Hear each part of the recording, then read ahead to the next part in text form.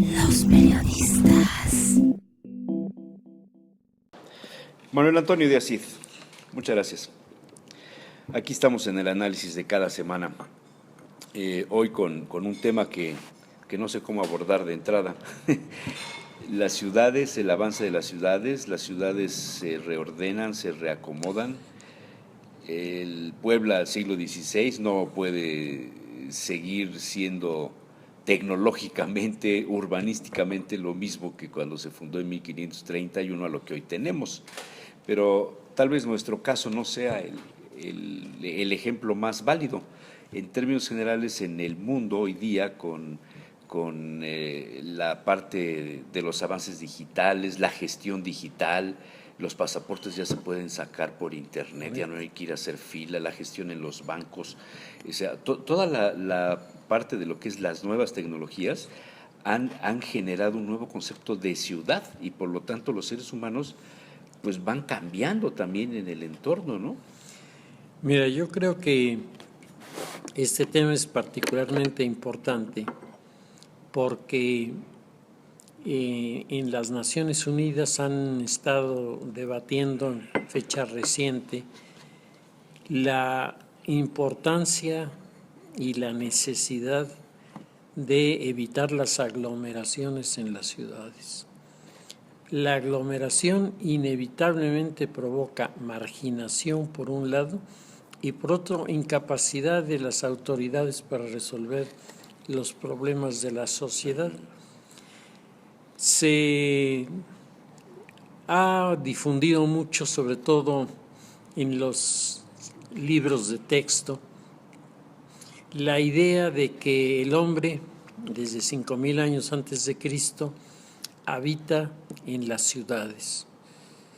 Y los datos de la Organización de las Naciones Unidas te dicen lo contrario. Para el año 1800 estaba solo el 4% de la población del mundo viviendo en ciudades, el resto en el campo. La economía 1800. estaba, sí, hace apenas 200 años. 200 años. O sea, pero eso habla de que la economía primaria era la mayoritaria, además, la más importante. Entonces, la industrialización es la que generó el cambio. En el lapso de 100 años, de 1800 a 1900, te encuentras con que ya es el 14% de la población el que habita en ciudades. Hoy, en el año 1015, según estos datos, es el 56%. Más de la mitad. Y la proyección de la ONU para dentro de 20 años es que vamos a estar al 67% de la población viviendo en ciudades. Ahora, ¿cómo van a ser estas ciudades? La alternativa es dejar las ciudades como están hoy y que se vayan rodeando de áreas que de un lado estarán las residencias y de este otro lado estarán las chabolas o las zonas marginales, porque si no se planea con cuidado, los resultados para las ciudades pueden ser muy malos. Y tú ponías el ejemplo de Puebla y me parece que es un ejemplo que vale la pena analizar, porque, bueno, es evidente que en Puebla se han hecho muchas cosas nuevas, puentes, distribuidores, etcétera, etcétera. Puebla es una ciudad con una historia muy peculiar, nace con una finalidad específica de ser el puente entre los dos puertos que se abrían a las zonas geográficas que en aquella época España manejaba.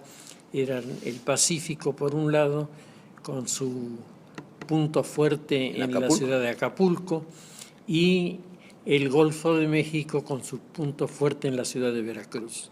Y Puebla tenía la soberanía de las dos.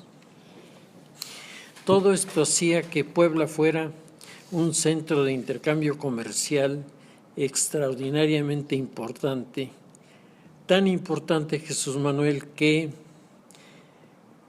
en el momento en el que se produce la independencia, se descubre que el arzobispado más rico de América era el de Puebla. Y por otro lado, en Puebla se desarrolló un modelo de comercio que tenía sus diferencias con el resto del país, porque aquí se autorizaba vender algunos de las materias que traían los barcos, los galeones de la seda, los que venían... La nao de China. La nao de la China. Aquí había un privilegio especial para comercializar ciertos bienes, dentro de los cuales están los marfiles y están las sedas, y había algún otro que solamente Puebla podía manejar. Y Puebla era el territorio en donde se concentraba el chocolate. Entonces todo el cacao y todo lo que se producía en Centroamérica se procesaba y se enviaba a Puebla, y Puebla lo mandaba a lomo de mula a Veracruz y a Acapulco. Y entonces era un intercambio permanente de comercio, y esto hizo de la ciudad pues una ciudad muy bonita, con una riqueza enorme. Una riqueza enorme, con el problema que España sembró de un grupo de comerciantes sin visión de futuro, sin visión de iniciar la industrialización. Eran comerciantes, y eso hizo que cuando llegamos al siglo XIX, y en el siglo XIX explota el concepto de lo industrial, las ciudades que tenían mayor capacidad de visión fueron las ciudades europeas, y entonces ellos sacaron una enorme ventaja de la industrialización, mientras aquí primero se produjo la independencia, y al producirse la independencia se rompieron los lazos que unían a través de las cadenas comerciales a los territorios de América con España. Puebla sigue siendo muy importante.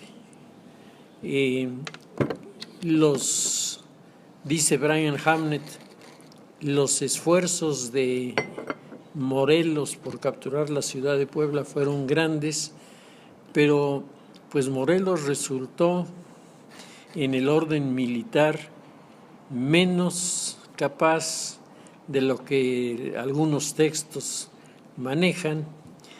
Desde luego, la figura de Morelos a mí me parece que es una figura muy respetable, y que lo que hizo, lo hizo con un enorme esfuerzo, pero desde el punto de vista estratégico tuvo la oportunidad de tomar Puebla varias veces y no tomó Puebla, ¿no?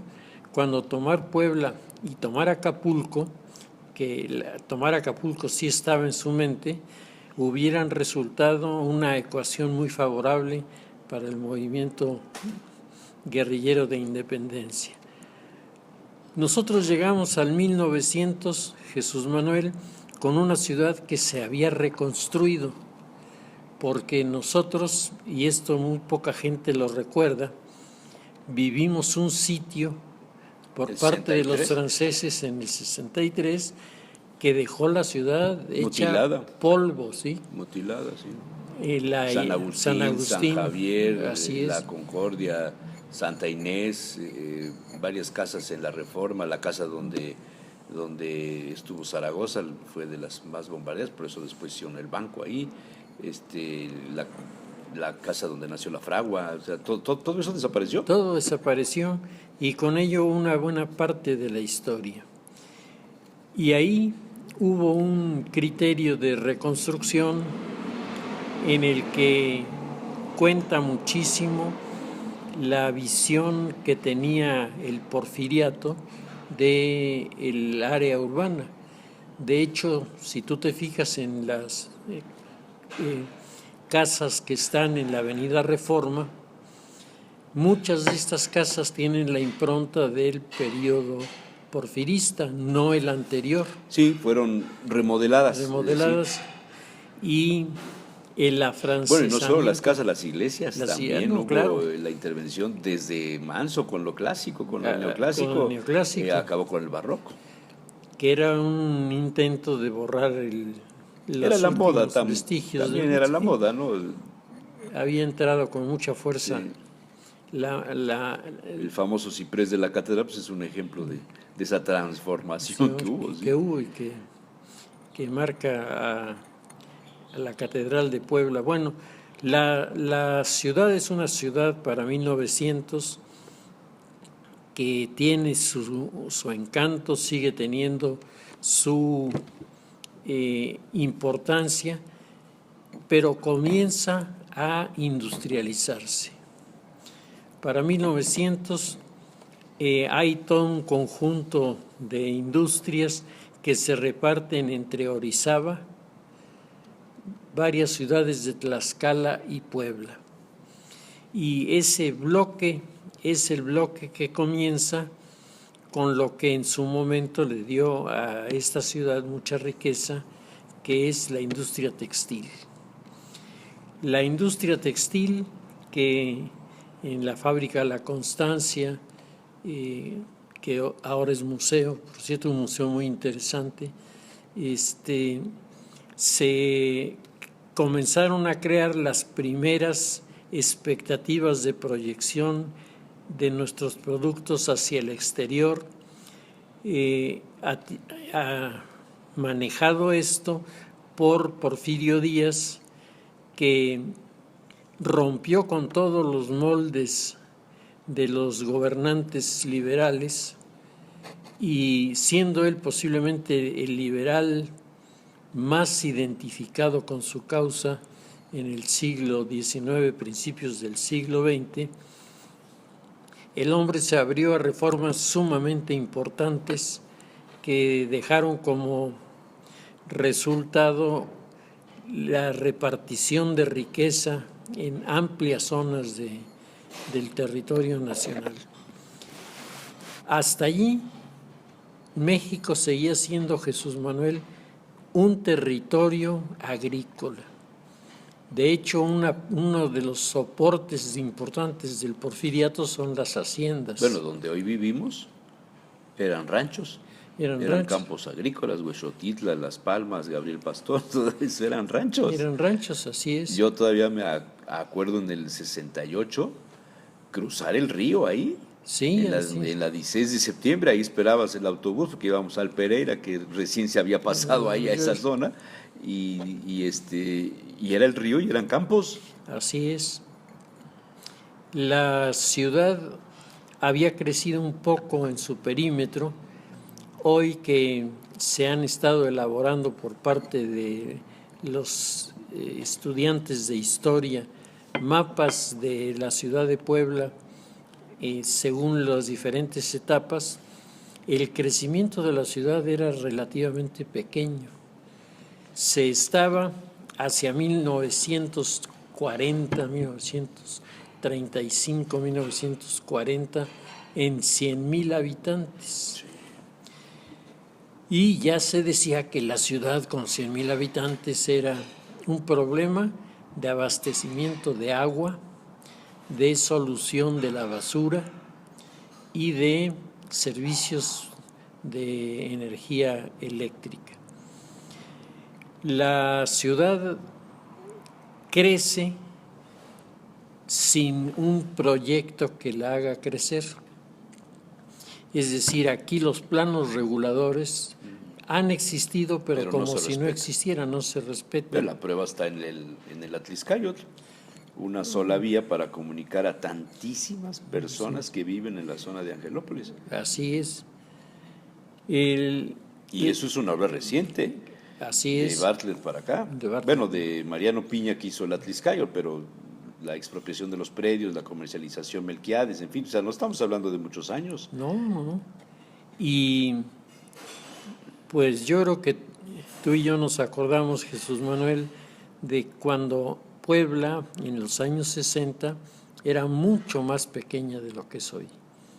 Y de repente, del 68 en adelante, se produce este boom de crecimiento que nos marca el ingreso de Puebla dentro del marco de las ciudades aglomeradas que van a tener que tomar medidas importantes para reordenar el uso de su suelo y para darle viabilidad a la ciudad, explotar lo que resulta atractivo y al mismo tiempo entrarle a esta carrera contra el tiempo que busca que ciudades como Puebla, Guadalajara, Monterrey, Nuevo León, Zacatecas, se conviertan Querétaro, se conviertan en ciudades que no solamente sean patrimonio de la humanidad, sino que agreguen a estos elementos históricos, etcétera, el desarrollo de servicios tecnológicos, que es lo que se está suponiendo va a crear uno de los dos modelos imperantes en la globalización. Uno es la ciudad globalizada y el otro es la ciudad inteligente.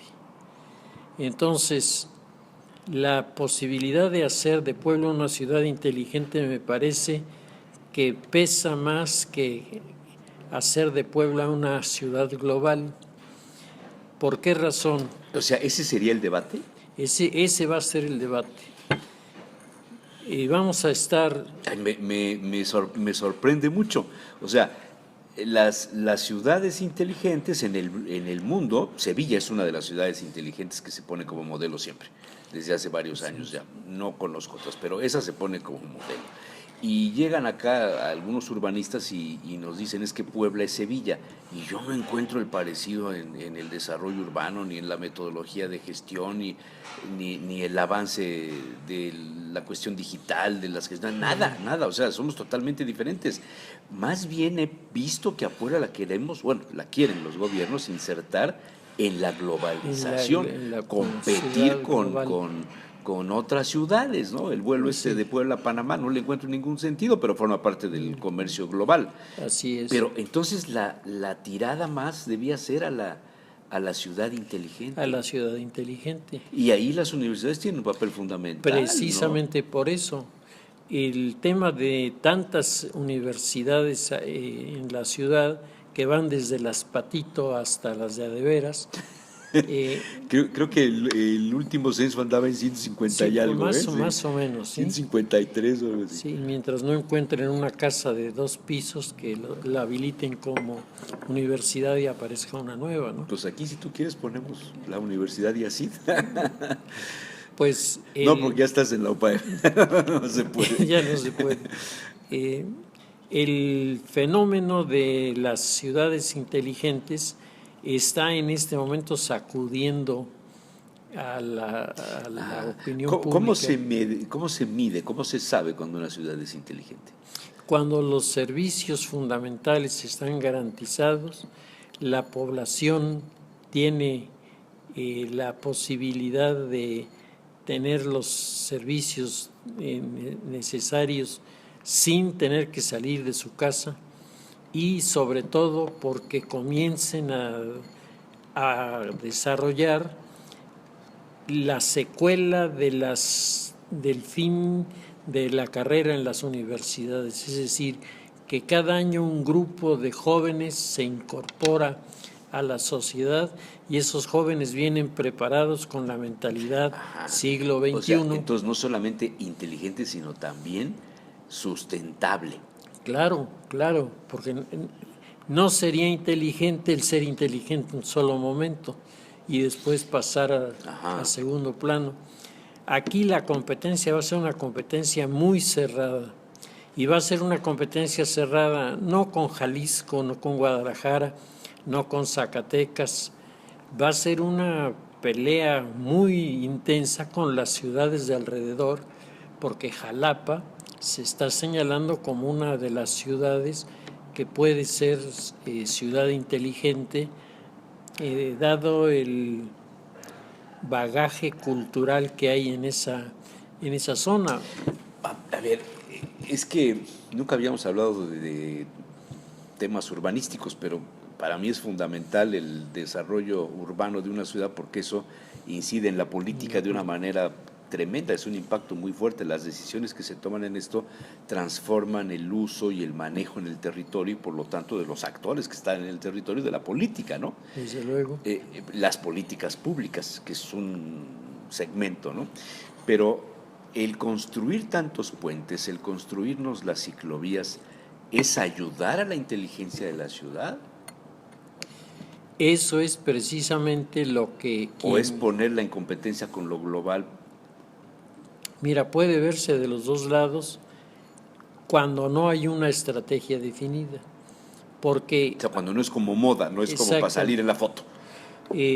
Hay actividades en la ciudad y en la sociedad que con motivo de la posmodernidad están cambiando. Y en ese cambio se puede subir o se puede bajar. El cambio no es una garantía de que las cosas van a ser mejores. Simplemente lo que te dice es que esto va a ser diferente. Y en ese sentido, las ciudades inteligentes, su primer recurso, el recurso más importante es el recurso humano. Y el recurso humano de universidad, de las universidades. Claro. Entonces, Puebla está, por su herencia, entre las dos posibilidades, o ciudad global, que es a lo que quieren empujarla, o ciudad inteligente, que me parece que es la opción mejor para Puebla. La que puede dar un mejor futuro. O sea, si llevamos esto a los momentos de la asociación gubernamental, este sería el debate. Este sería el debate.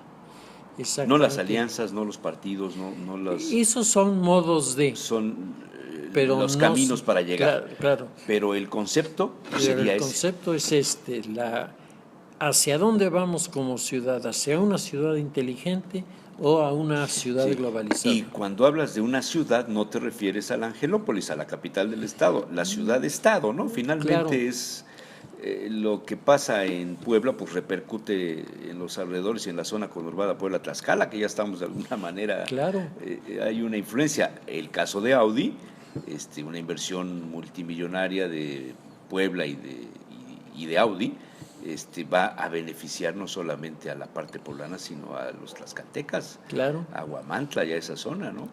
De hecho, estos grandes corporativos son parte de ese fenómeno de transformación y en la medida en la que los temas que se manejen sean temas de información, porque la información se está volviendo poder en este momento. Mucho.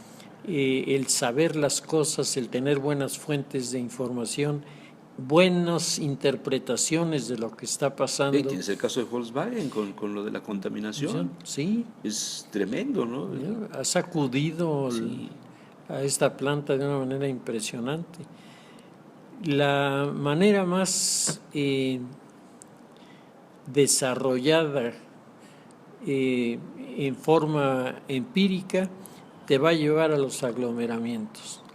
Es decir, mucha gente, miseria, ¿no? Mucha gente que vive en las zonas marginales y ahí se van a producir fenómenos que ya en un encuentro de arquitectos que se celebró en Alemania antes de la caída del muro de Berlín, estamos a punto del aniversario. En esa reunión se estuvo discutiendo sobre qué cosa vendría en el futuro y unos cuantos fueron los que visualizaron que se venía a partir de las ciudades una nueva forma de convivencia humana. Los alemanes incluso presentaron una película, un corto, en el que se ve una ciudad totalmente desbordada por la sociedad, miles de personas caminando por las calles, no hay agua, no hay comida, algo así como aquella famosa película de Cuando el destino nos alcance. Sí. Las píldoras las verdes, ¿no? Sí, sí. Y en la película, dos pipas, lo que llamamos pipas, Sí. intentan atravesar. Sí. Y se viene la multitud encima y acaban matándose entre ellos por el agua. Y entonces, cuando termina la proyección, el arquitecto que la había promovido dice: este es el futuro que nos espera si no actuamos inteligentemente en las ciudades. Yo te daría nada más como para cerrar por el tiempo, es que las ciudades pueden ser inteligentes, sí, la tecnología que hay hoy día en el mundo, los avances, te permiten tomar ese camino, pero también necesita ser la ciudad habitada por personas inteligentes, Manuel. No, claro. Y eso repercute en la clase política, que debe ser también inteligente. Y tal vez esa sea nuestra carencia, ¿no?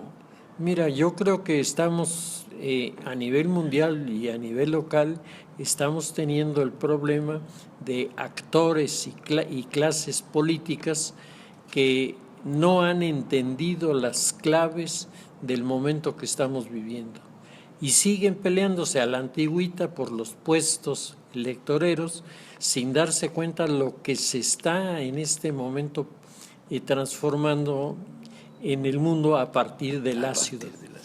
A partir de la ciudad. O sea, finalmente la ciudad viene a recuperar su espacio en el escenario geopolítico para las grandes decisiones. Así es. Qué interesante.